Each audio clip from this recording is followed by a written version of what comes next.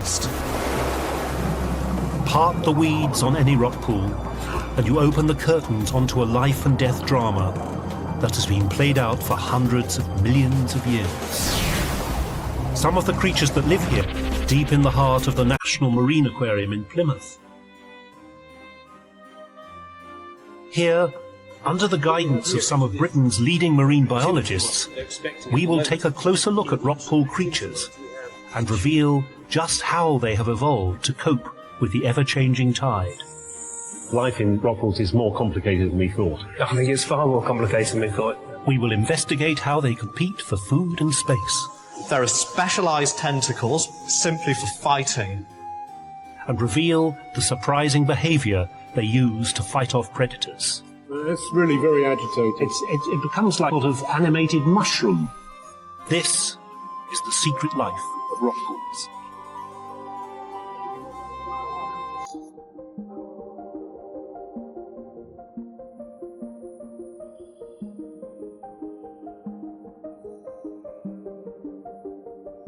It's high tide, and the little world of the rock pool is connected to the greater world of the ocean beyond.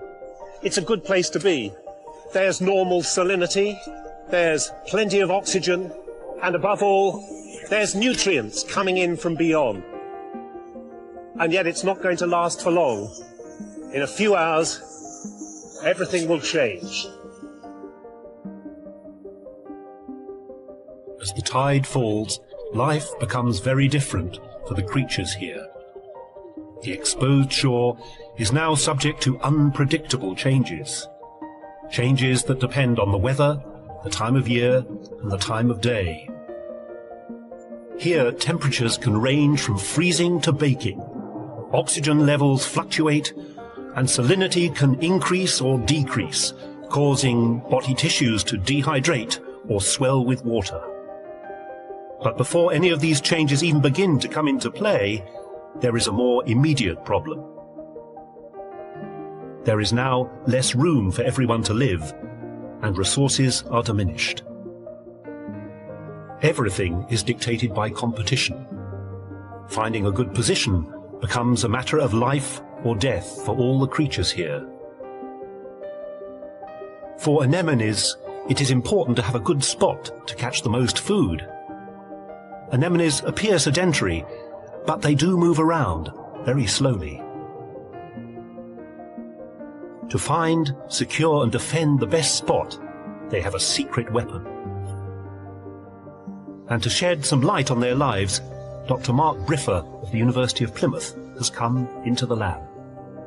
So, Mark, sea anemones are beautiful creatures, but most people might think that they're pretty inactive. They just sit there waiting for food to come along. Yeah, well, they're relatively slow-moving animals, but they are animals, and that means that they have to consume food, and one of the things that sea anemones have to do before they can consume it is to capture their food. Can you see the feeding tentacles? There are 6 rows of tentacles on the top of the animal, 192 in total, and just by looking at them for a small amount of time, you can see that the tentacles are moving about, and these tentacles are there to trap food and bring it in towards this structure in the middle of the animal. This is the oral disc, and this Otherwise known as a mouth. a mouth, yeah. And they ingest the food through their oral disc or their mouth. They have 2 different types of cell which will help them trap food.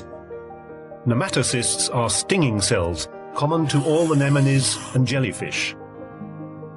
When stimulated, they fire a venomous dart attached to a thread into their prey. We can look at the use of the tentacles to trap food by taking a small piece of food, this is a little piece of limpet, and dropping it over the ring of tentacles. They kind of close in on it and pull it down. Oh, it likes that. It likes that a lot. It's got a very hungry anemone here. And it's closing all of the tentacles, all 6 rings. It's closing them in to push the food back down towards its mouth.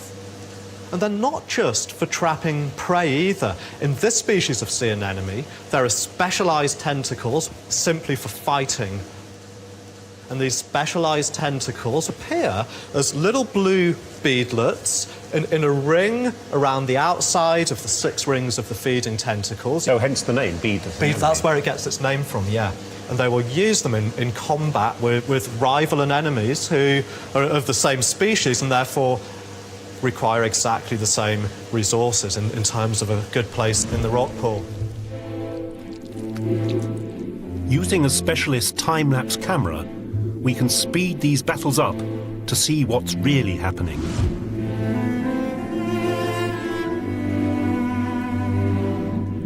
Twisting their flexible bodies, anemones take aggressive swipes at each other, tearing off ribbons of skin.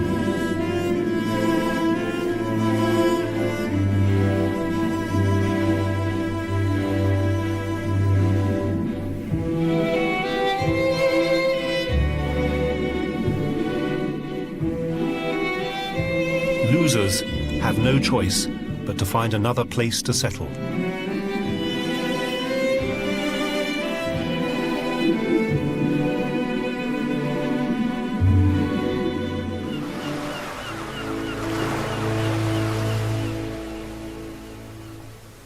We may barely give anemones a second glance, but their remarkable fighting behaviour has allowed them to colonise the most sought-after locations in the rock pool, and has helped them thrive on our beaches for around 540 million years. Other creatures have dealt with the lack of space very differently. They have left the pools altogether, taking up residence on the rocks, where they are exposed at low tide.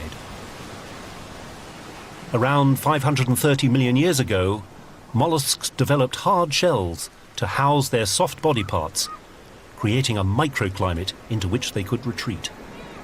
And one of the first animals to do this is still with us.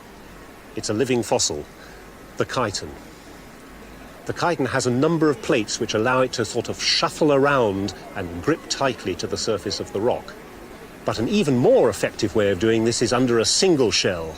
And the mollusk that has done this most successfully is still with us in every rock pool and every rocky shore. It's the limpet.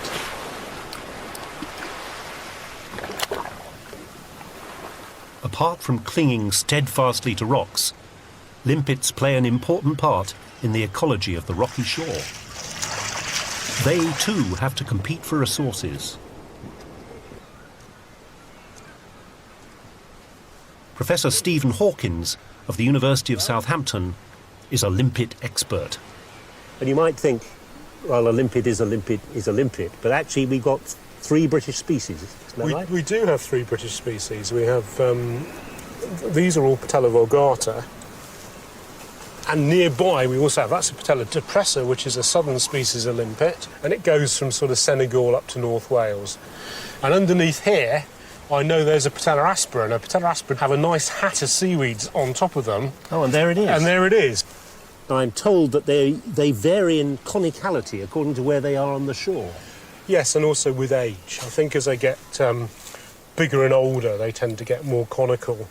And it makes quite a lot of sense to be conical like this because the circumference is where water gets lost when the tide's out. So there's more of an animal contained, there's more biomass contained within a more conical limpet than, say, a flatter one, like this sort of younger one. What about hiding under these weeds? Well, different species have different habits. Patella vulgata actually likes to shelter under seaweed. They can actually munch away at the bases of the seaweeds, and even by feeding at night, sort of gnaw away on the ends. So what physiological adaptation allows limpets to hang on like the proverbial limpet? They've got a big, extensive foot. You can see on this animal here. And essentially, it's a very complicated biological suction device. That's how it works. And I mean, I noticed most of the limpets, of course, seem to be on the rocks, but are they in the rock pools as well? You do get some limpets in rock pools. The juveniles settle out of the plankton and actually settle in rock pools. Oh, is that one there? That's one there, yes. Yeah. And they get attracted by chemicals in the pink algae that are in this rock pool. It's a very good indication of what's a nice place to settle, and the limpets use these rock pools as a nursery ground for the first year or so of their lives. And then they move up onto the barer rock surface. Yes, they move up, and they're quite vagrant when they're young, but once they get to about 15-20 millimetres, then they start actually homing on a fairly regular basis. Surprisingly, limpets are territorial. They create a depression in the rock known as a home scar. As the tide starts to go down, they return to this place and hunker securely down. Territorial fights are common, and losers are prized off the rock. Limpets are, I think they're really neat, and they're a great experimental animal to work with. They're so interesting, and they move, but they don't move too far, and you can do all sorts of things with them. I'm afraid I'm rather fond of limpets. Well, I've become a fan too. As the tide covers them, limpets leave their home scars and begin to feed. Limpets are very important grazers on the seashore. However, there is intense competition. To investigate further, we have to go back into the laboratory. So, Stephen, you were up early this morning collecting us some limpets. Yes, I collected these this morning at low tide, just as the tide was about to come over them. So we should be able to stimulate them to set off on their foraging excursions, to go off feeding, if we put them in the tank.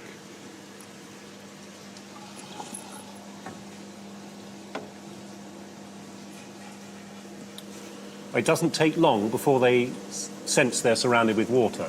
That's right. When the tide's out, they're on a home scar, which they create in the rock, which their shell fits really well. One of the limpets is still on its home scar, but the other one's often and raised up. Little tentacles coming out? Yes, they have these fantastic sensory tentacles all the way around the edge of the shell. The big ones, the primary tentacles, actually match with those rays that you can see on the shell. Then there's smaller tentacles in between, and that gives lots of information about the physical and biological environment when they're out foraging. And foraging means scraping algae and other things off the surface of the rock. That's right, they feed by scraping the rock surface using their radula, yes. The radula of the limpet is a ribbon-like tongue covered in teeth. It moves back and forth, scraping algal slime from the rocks. The limpet's radula is tipped with hematite, an extremely hard material that allows the limpets to graze on hard surfaces.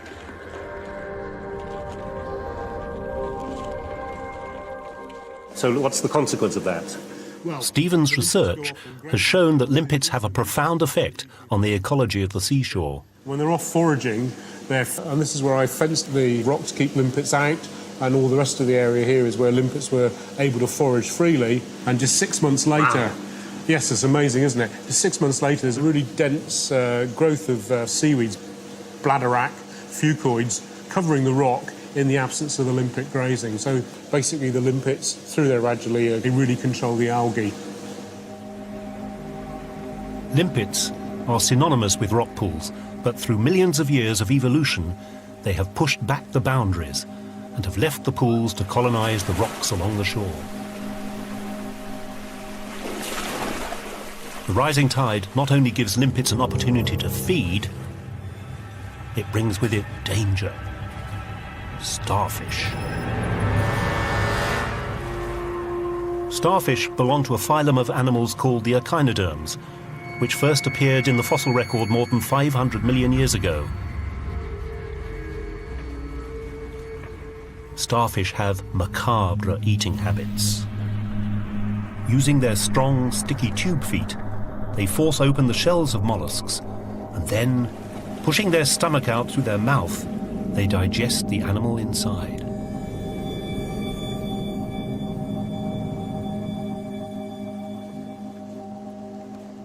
Limpets have been locked in an arms race with starfish for millions of years and have evolved their own way of dealing with them.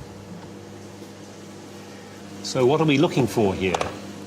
Well, what happens usually is that the limpets get agitated when they sense a predator in the area, and then when the starfish is in contact with the limpet tends to raise up, and then it will often stamp down on the starfish and maybe drive it off. So let's see if that behaviour happens.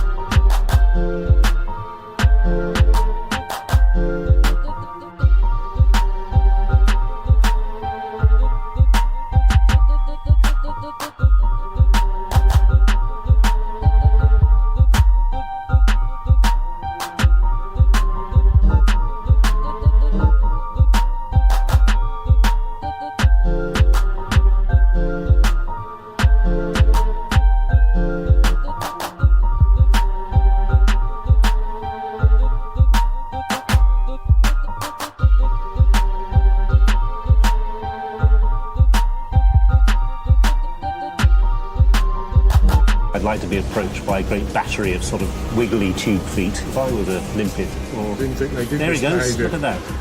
It's really very agitated. It becomes like a sort of animated mushroom in the end, doesn't it? Well, we can't say that rock pools lack drama.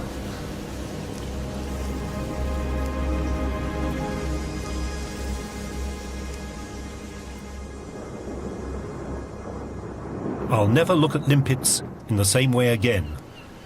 Beneath that implacable shell hides a strong personality. Unseen by us, their battles with starfish have been fought beneath the waves for millennia. But it is not just limpets that have to face predators. All the creatures in the rock pool must be constantly on their guard and have evolved many different ways of dealing with potential attackers from land and sea. The majority of mollusks living around rock pools rely on their hard shells for protection against predators. But not all of them do so.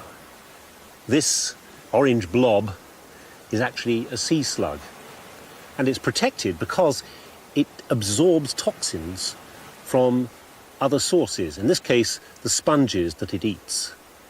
So in spite of its vulnerable appearance, it's actually rather well protected against predators. Check the mic and make sure it sound right, boys.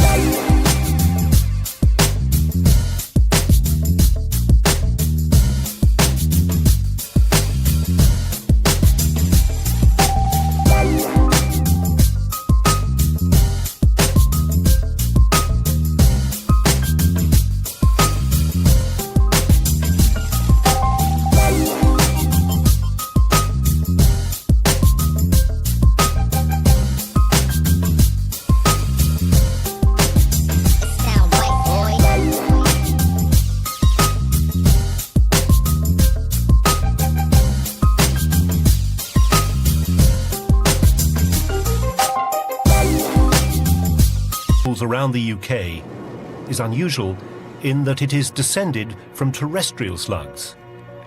It is often found grazing out of the water as well as under it.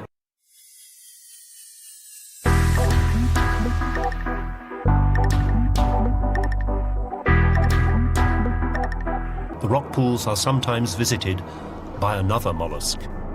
But this mollusk couldn't be more different from its relative, the sea slug. It is a fast-moving killer, the cuttlefish. Cuttlefish belong to a class of mollusks called cephalopods and are widely considered to be the most intelligent of all invertebrates. I think they are the ultimate rock pool predator. At the Marine Biological Association in Plymouth, I have a great opportunity to get up close and personal with these magnificent animals. The ones here are kept for fisheries research and are easily trained to take food from my hand. wonderfully accurate vision, tentacles at the front, two of which I think are modified to grasp the prey. They also have remarkable colour-changing abilities. This colour change is often used for camouflage, allowing them to sneak up on unsuspecting prey.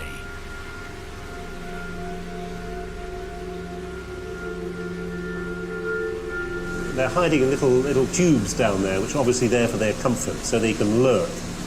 And when food comes around, well, out they pop.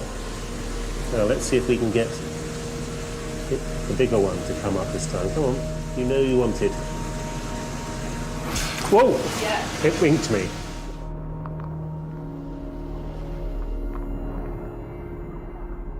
Cuttlefish are one of the largest predators to visit the rock pool.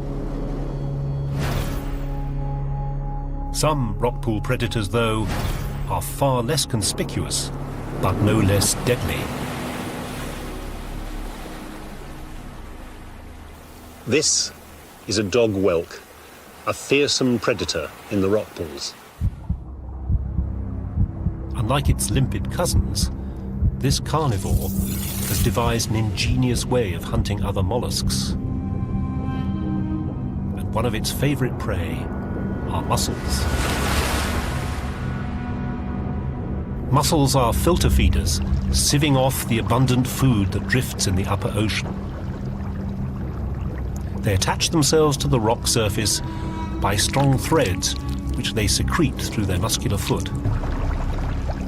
These threads enable them to cling to the rocks despite the relentless pounding of the ocean waves.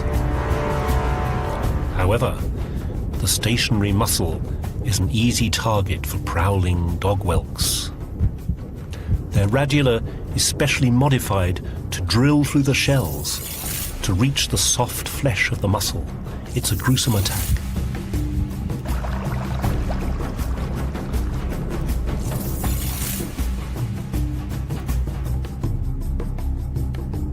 Mussels, however, can turn the tables on a dog whelk. Sensing a nearby attack, others in the colony start to produce more and more sticky threads. If they make contact, it can spell doom for the dog whelk, which will starve to death.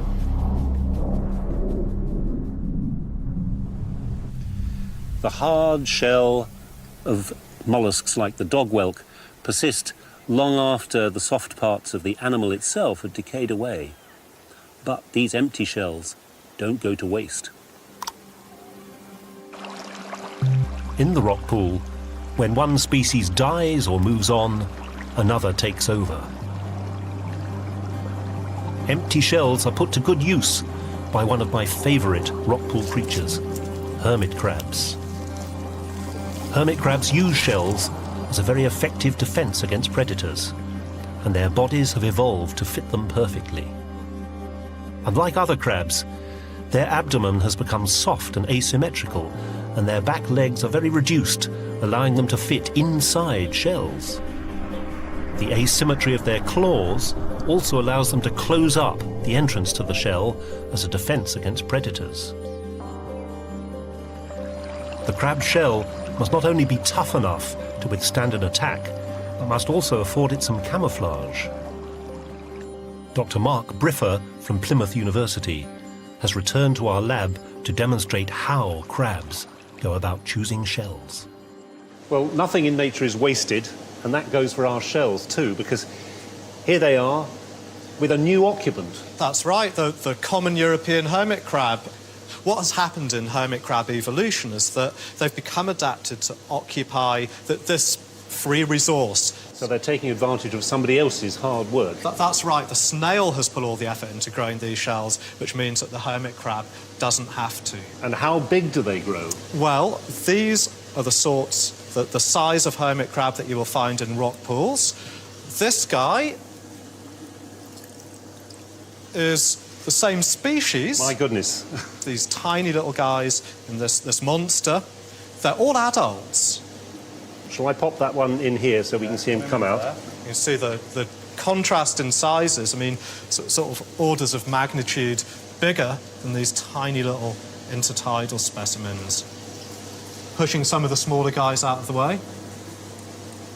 This is really as big as the common European hermit crab will get. So these shells are obviously a protection. That's right. But are the crabs even choosier about which types of shells they pick up? The crabs are incredibly choosy about what they want. They'll spend a lot of time and effort deciding whether to change shells, whether a potential new shell is a good one. I mean, they're also known to be particular about the colour of the shell, at least in terms of its contrast against the background. Can run a little experiment here. So what I have are 2 containers with a dark coloured substrate, and I have some Littorina obtusata shells. These are called citrina and dark reticulata. The only thing that's really different about them is the colour. Okay, what I'm going to do is place these shells so you can see straight away that, to our eyes at least, the citrina shells really stand out and the dark reticulata shells don't stand out so much. So I'm going to take 4 crabs in the citrina shells and give them the option to move into the empty black shells. Now, the other half of the experiment is to take 4 crabs in dark reticulata shells. So I'll find those. If you fish out 4 crabs in dark reticulata shells. 1, 2, 3, 4. There we go. We'll put them into here. And these guys have the option of moving into citrina shells. So these crabs can move into shells that blend in, and these crabs can move into shells that stand out. Very particular about moving into new shells. They want to make sure that a new shell is absolutely better than the shell they're coming out of. And I think he's going to come out. There he goes. Swap shells, there we go. Gone from yellow into dark. And I can count here that 3 of the crabs are in dark shells in this dish. And blending in well with the black background. Well with the background. Except for that stubborn one there, which of course is stayed obstinately in a yellow shell. Right out against the background. I mean, maybe it hasn't made its decision yet. Maybe it hasn't spotted that shell stands out. It might have just got it wrong. What it shows overall, if we'd run this experiment lots and lots of times, the overall trend would be that significantly more crabs would be in the darker coloured shells. And that just goes to show how important blending into the background, or crypsis, is for these animals. And it's not just camouflage that's important as a defence against predators. The shell must also fit well if it is to give the crab the best chance of survival. Because of this, there is intense competition for shells. OK, so here we are. These crabs have been isolated for about 16 hours. We're going to use this tank as an arena to stage a fight in. And this large crab is in a shell that's too small for him. It's uncomfortable. Yeah, you can see he doesn't really fit in there very well. He's trying to withdraw, but there's still... the claws are exposed. So let's put him in there. This is a smaller crab. And you can see he's withdrawing right into that shell. He's shaking around in a rather loose coat. Yeah, he's got a very, very spacious house. So we've got a big crab in a shell that's too small and a little crab in a shell that is just right for the big crab.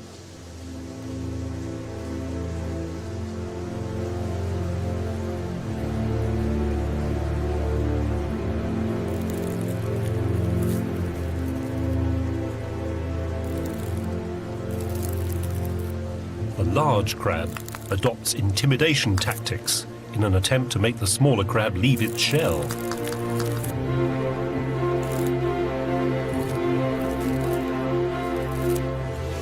It's a little bit like a war of attrition, you know, who can keep going for the longest? Will the attacker wear itself out of the shell wrapping before the defender decides to give up? If you can, here we go. Here we go. Yay, an eviction. There it will say the attacking crab just evicted the defending crab. The attacking crab has gone into the shell that's just pulled the defending crab out of, and it's trying to keep the defending crab out. No, the defending crab has now gone in to the shell that the attacking crab vacated. Not putting up much of a fight, I have to say. Well, you're not going to hang around without a shell if you can possibly avoid it. Hermit crabs are an evolutionary marvel, perfectly adapted to recycle the discards of another species as a defense against predators. As well as competing for space and avoiding attack, other creatures have evolved remarkable adaptations to deal with the ever-changing environment. Well, the tide's now really out, and this place has become quite a hostile environment. Everything's drying out. You'd think that any organism with any sense would have retreated out to sea with the ebbing tide, and yet, hiding away here is something really extraordinary. By staying put when the tide retreats, the Blenny does not, but they must return to their chosen rock crevice before the tide retreats. Timing it wrong could be fatal.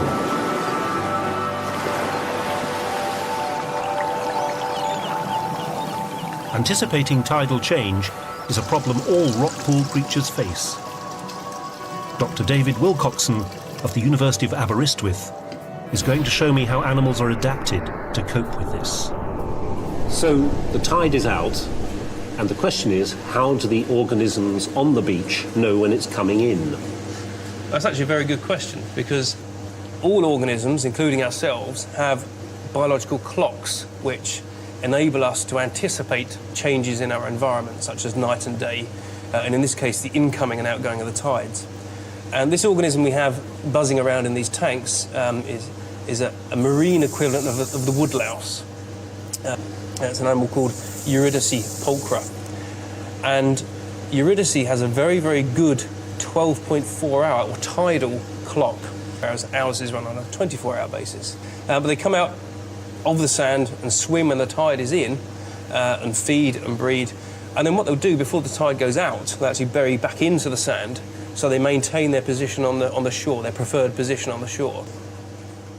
And as we have seen, maintaining the best position on the shore is essential for survival. To best illustrate tidal rhythms, David has devised a unique experiment. So what we have here, Richard, is activity monitors, and in each tube is a little bit of sand and some seawater. And there's an individual Eurydice in each of these tubes, and they're all inactive at the moment because currently they're expecting it to be low water. When they expect high water, they'll start to swim, and across each tube is a little infrared beam.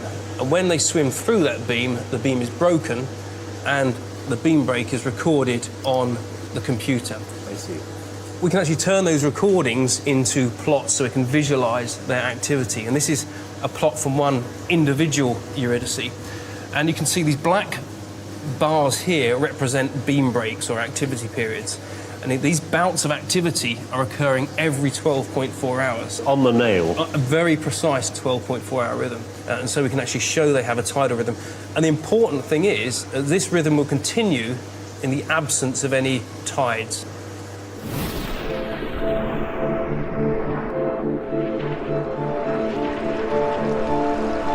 The tide outside has now risen, and there is a definite change in activity of our subjects. Well, there's an amazing sight. It's been a few hours since we looked at them last, and we can see now they think it's high tide, or they're expecting it to be high tide, and they're zooming up and down, crossing the infrared beam. I can see the numbers going up. That's right, and those beam breaks are being recorded on the monitor here. So in nature, this is when they'd be feeding and on the hunt. That's right, yeah. But obviously this internal clock needs some controls on it. I mean, are there things in the natural environment that help set those controls? There are. What happens is that each individual animal, its clock will be slightly different to the next one, and their clocks drift what we call out of phase with the natural cycle if we remove it from its natural environment. So the incoming and outgoing tide actually resets their clock. It resynchronises their clock. Life in Rockport is more complicated than we thought. I think it's far more complicated than we thought, yes. The ability to anticipate the changing tide is essential. Knowing when to feed, breed or hide is vital for any creature living on the shore. As the tide changes, so do conditions on the beach, and this has a profound effect on all living things, even the seaweeds. For more than 1 billion years, life on Earth was dominated by very simple single-celled organisms. Slime, if you like. This rock's covered in it. But those organisms included photosynthesizing blue-green bacteria called cyanobacteria that form living films and breathed oxygen into the atmosphere, thereby transforming the early Earth. And about 1.3 billion years ago, they were joined by much larger multicelled organisms, algae, doing the same job, still photosynthetic, but these today dominate what we see on the beach and in the rock pools.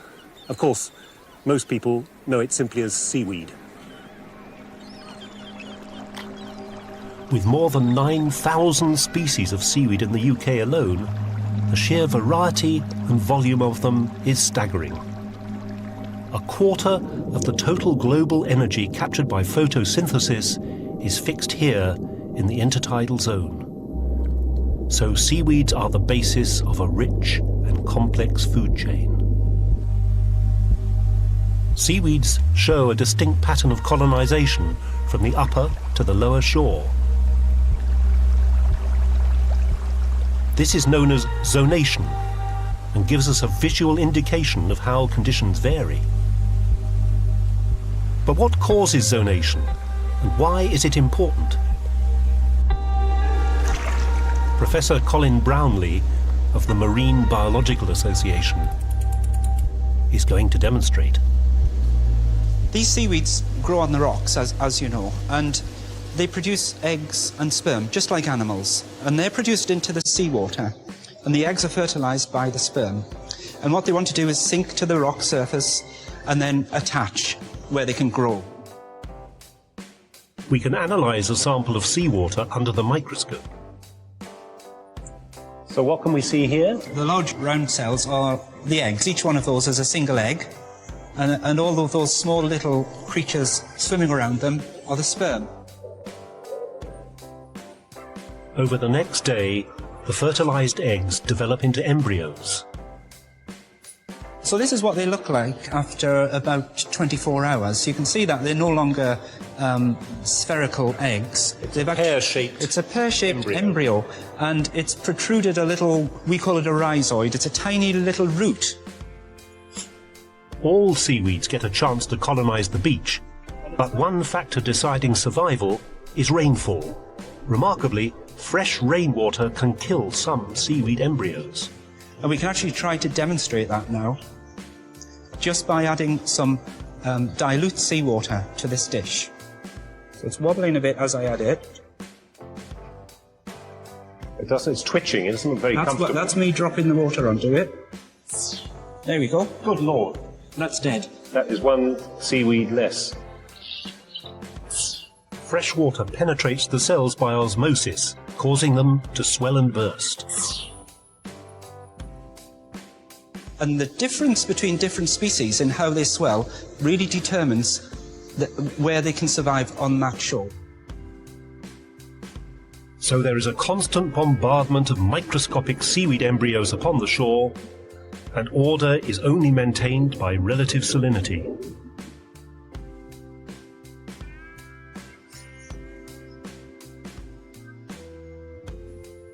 Seaweeds provide food and shelter for many other creatures. They are the basis upon which much life in the rock pool depends. The rock pools highest up the beach are exposed to the air for the longest. Sunshine causes evaporation that in turn causes the salinity of the pools to increase and the temperature to rise. Oxygen can fluctuate throughout the day and night. Here, everything is pushed to its very limit. Most active animals choose to abandon the highest rock pools. But one of our rock pool favourites has evolved a unique biology that has allowed it to survive further up the shore. Crabs are arthropods, which means they have jointed legs, as well as this hard exoskeleton which encloses their body. It allows them to tolerate conditions that other animals might find difficult. Of course, arthropods have been around for a very long time. In fact, my own favourite organism, the trilobite, is an arthropod, sadly long extinct. They died out about 250 million years ago, but their relatives, the crustaceans, prospered. And it has to be said that if you have an exoskeleton, you also have one particular drawback. If you want to grow, you have to molt, and then you're vulnerable. Prior to molting, a crab secretes enzymes to separate the old shell from the underlying skin. The crab then absorbs seawater, causing the old shell to come apart at a seam that runs around the body. The carapace then opens up like a lid, and the crab extracts itself from the old shell. At this time, crabs are extremely vulnerable and will usually hide. But molting is also essential for another function. Crabs don't just need to molt when they want to get larger, they also have to molt when they want to mate. To investigate this further, I have invited Dr. David Wilcoxon back into the lab. David, what's going on? Well, Richard, the female crab has to be soft. She has to just molted in order for the male to transfer sperm. So that's a soft-shelled crab That's stage. right, yeah. So she's very vulnerable at this stage. She's quite immobile. She's very soft and makes a nice meal for a predator, for example. So the male crab will actually guard her. He'll embrace her like this. And the female opens her abdomen. It's the flap on the underside of her body. And the male also opens his abdomen, and they transfer sperm through a pair of modified legs from the male. The male will detect the fact that she's coming into molt because she releases pheromones, and he'll guard her, he'll stand over her and cradle her. When she molts, he then flips her over and they copulate. And he will continue to guard her for quite a number of days, maybe up to 10 days or more. So if anybody finds a pair of crabs like this, the message is, put them back. Absolutely, yes.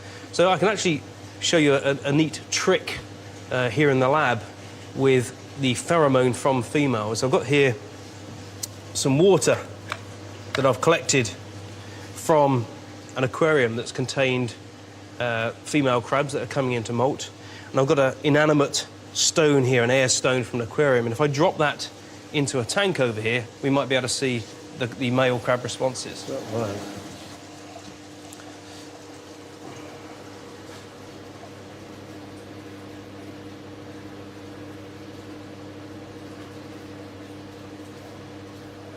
So he's scented the stone, And, well... okay, and he's up on tiptoes. Tippy toes are He's starting characteristic. to cradle. Oh, he's definitely attracted to it. Oh dear, poor crab. Fancy having a piece of stone for a partner.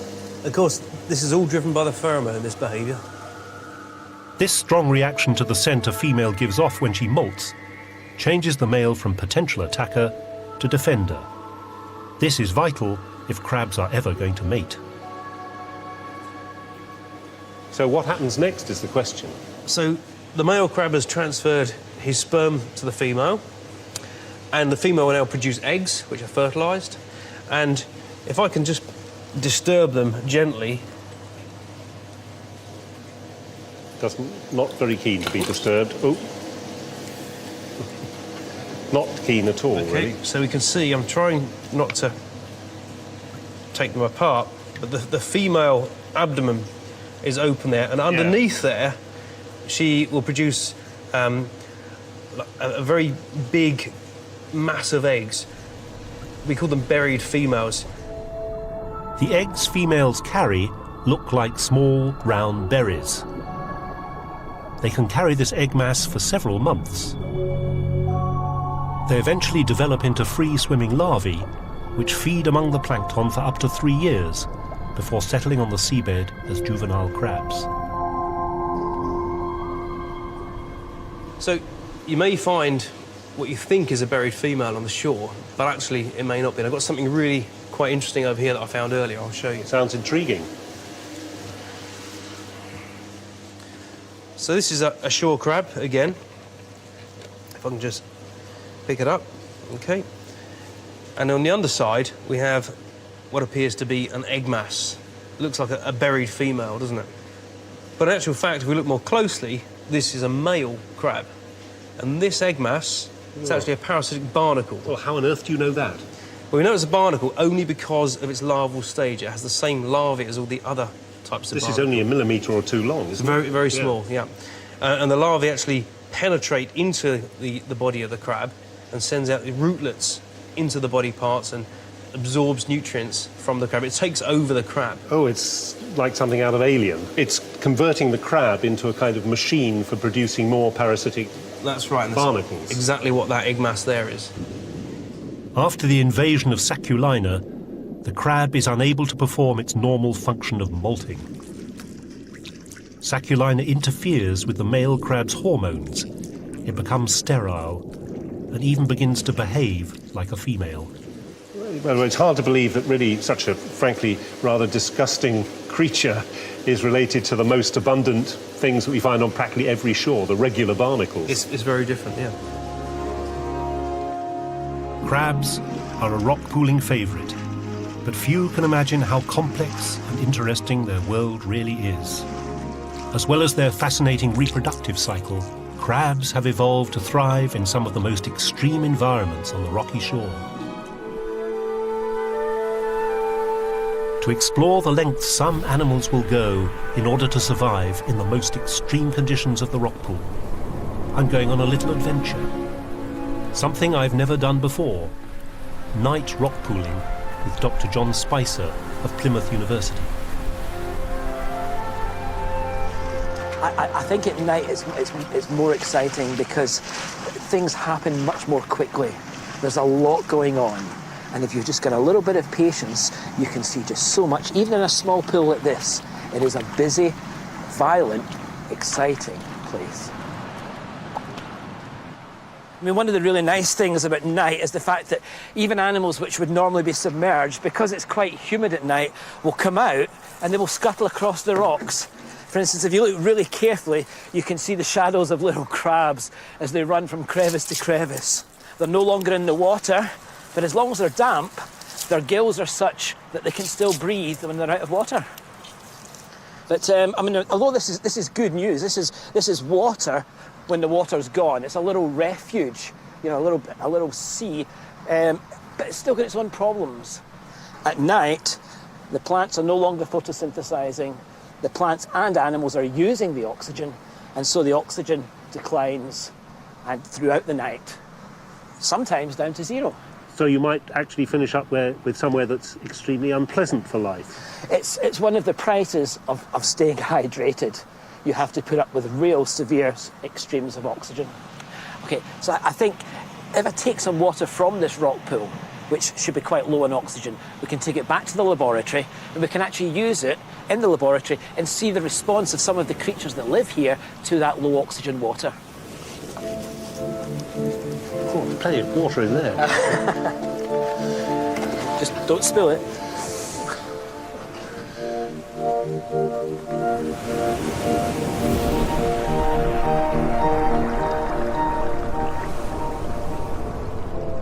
So Richard, what I'm going to do is actually here in the laboratory try and set up a little experiment with two artificial rock pools. And which species are we using? Now, the animal we will use is a thing called Palaemon elegans, which sounds a very grand name. It's a common glass shrimp. Ah. Where you can see all the inner working parts. Very beautiful. And you're pouring the water in slowly, I guess, because you don't want to alter the oxygen. That's right. I mean, the oxygen will alter by itself, but if we do it nice and slowly, it should take a while to alter. That's great. Now we'll bring the shrimp across. Here they are, Palaemon elegans, relatives of the common prawn. This one used to be fished commercially off Britain, or at least its big brother did.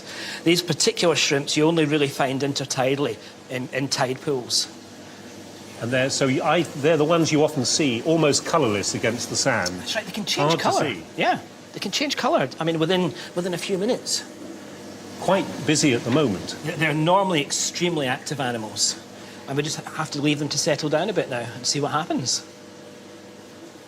Because it is found in the higher rock pools, where the biggest changes in oxygen occur, the glass shrimp has evolved a unique behaviour that we can see in the laboratory.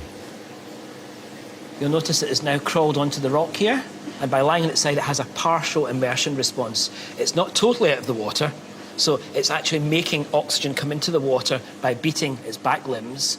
And also inside its gill chamber, it's got a little device called a scaphognathite, which is beating and oxygenating the water. Now, if it was totally out of the water, the gills would collapse and it suffocates. If it stays in the water, it suffocates.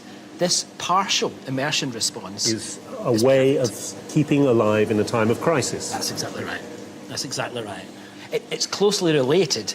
Deeper water relative, Palaemon serratus, doesn't do this behaviour. So this guy is able to survive for longer in shallower and more challenged rock pools than its close relative. That's right, that's exactly right. And we see that on the shore.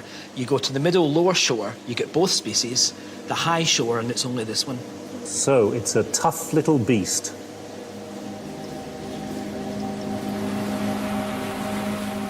It is this sort of ingenious behaviour that makes rock pool creatures so resilient to the extremes of the intertidal environment. They have risen to every challenge that has been thrown at them.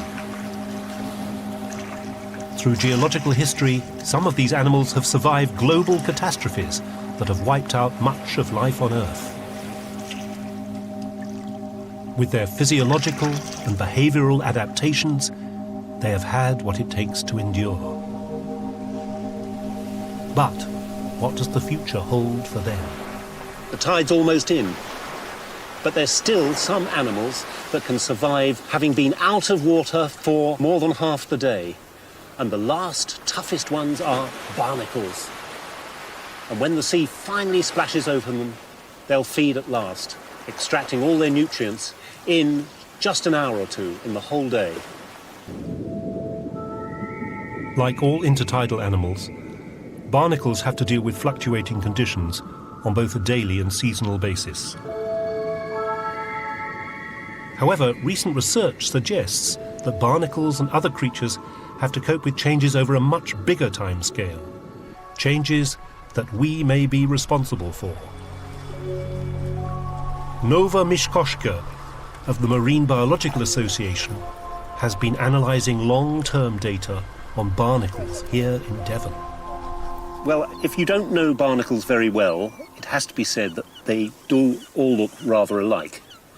But when you do know barnacles well, like you know that there are subtle differences between species here, and that those species differences are connected to climate change. Is that right? Yes, we've found over the many decades that we've been studying barnacles all around the UK, but especially down in the southwest here, that the warm water barnacles, which you can see around here with slightly more greenish tinges, they're a kite-shaped. These warm water barnacles have become a lot more abundant, especially over the last 20-25 years since climate change really started to take hold. Their northern limits are in Scotland of the warm water barnacles, and they go all the way down south past the Mediterranean and slightly into North Africa. Whereas the cold water barnacles, which are? These are the ones that they're slightly whiter. Here's one you can see. This is Semibalnus balanoides. Oh, here. I can see it Yep. now, yes. You have to get your eye in, don't you? Their northern limits go way up into the Arctic Circle, but their southern limits have been cut back and back further north. They used to be in northern Spain and around the Bay of Biscay region, where there's been a big trimming northwards because it's just plainly too warm for them to live there anymore. And we're even seeing the effects here in the southwest. We've seen a massive decline in the survival of these cold water barnacles. Do they get bigger than this, or is this kind of their usual size? This is quite a representative size. However, when you find shores further up north with just the cold water species, Semibalnus balanoides can grow quite large. In its first 6 months, it can go significantly bigger than the warm water cathamids do. So, given an opportunity, it can increase its size quite rapidly. And have we got their natural predators dotted around on the surface? Yes, you can see that we've got some marauding dog whelks, and these dog whelks do preferentially eat the cold water barnacles, Semibalnus balanoides.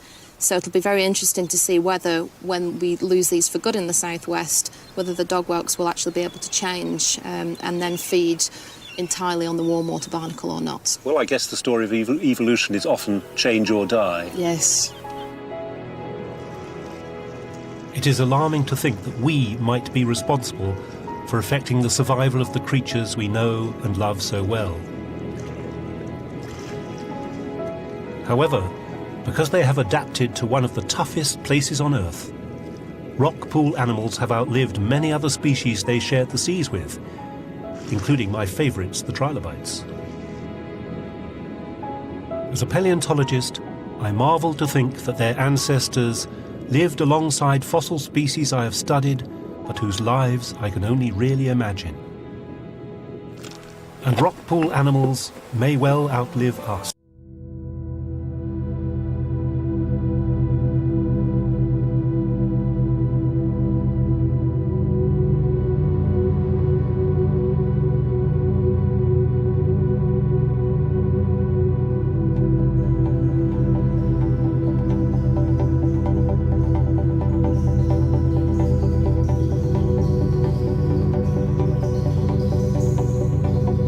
Here on Oronsay, in the Western Isles of Scotland, the whole hill behind me is a shell midden.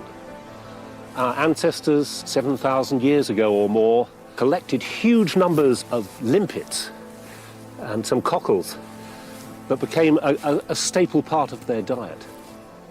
This shows what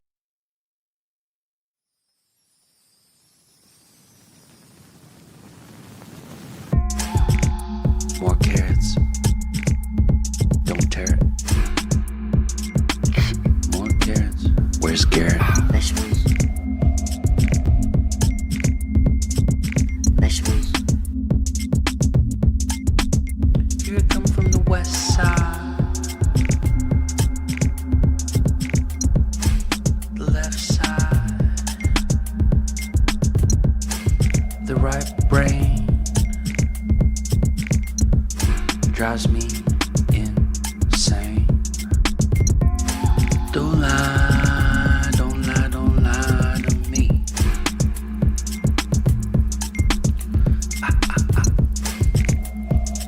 Don't fry.